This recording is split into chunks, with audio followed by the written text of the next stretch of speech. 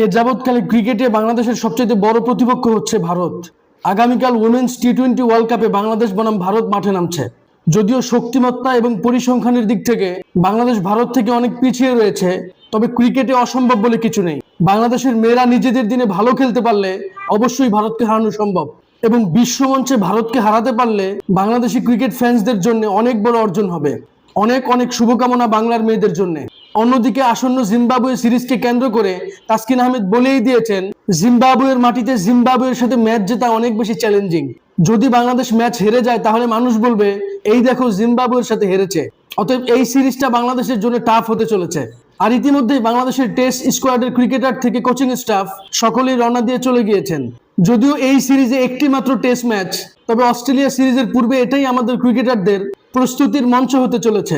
আশা করছি বাংলাদেশ অস্ট্রেলিয়া সিরিজের আগে নিজেদেরকে দারুণভাবে তৈরি করে নেবে। এ নিয়ে আপনাদের কোনো মতামত থাকলে অবশ্যই আমার সাথে শেয়ার করবেন। ভিডিওটি ভালো লাগলে লাইক, কমেন্ট, শেয়ার, সাবস্ক্রাইব করবেন। ধন্যবাদ।